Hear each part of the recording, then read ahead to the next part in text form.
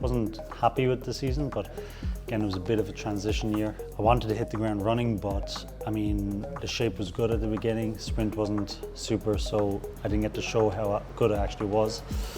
Then I started to click a bit more on Dunkirk, Dauphiné, Tour. I fell off a bit, and then with the stomach problems then for the rest of the season, yeah, I should have come out of the Tour really good and been able to keep that momentum. By the end of the season, the sprint was back. At the start of the season, I was able to hit like new personal bests with conditioned 20-second power, 20-minute power, 10-minute power. So it's about getting all of these together now. But we learned a lot this year. I understand I'm not getting any younger, but I'm hitting great numbers and the body isn't showing any signs of slowing down. So by all means, it should be a good year.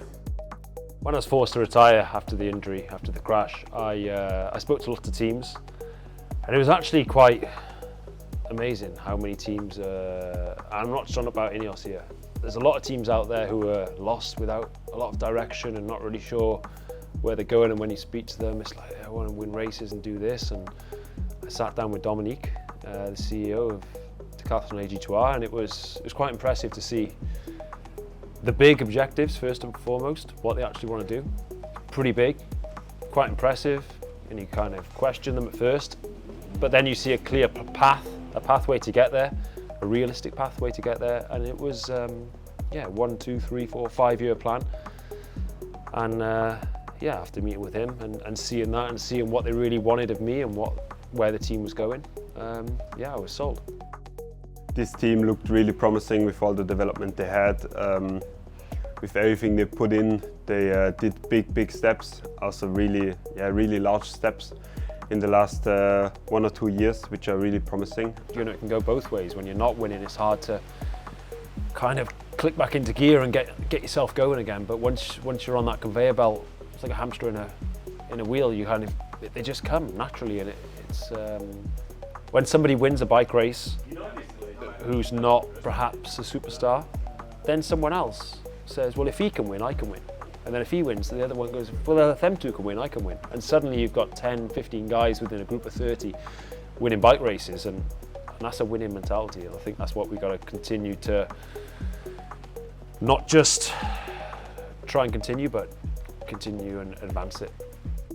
To be honest, I just look at myself and the old self, and I compare my numbers to that, because my capacities are where sprinting's kind of heading towards. Like, sprinting now should suit me more than ever, because it's more about having a bigger engine as a sprinter, higher capacities, and then being able to sprint off a big load and tired legs. So, you know, the day of the big riders without an engine is the number, like there's not many around anymore.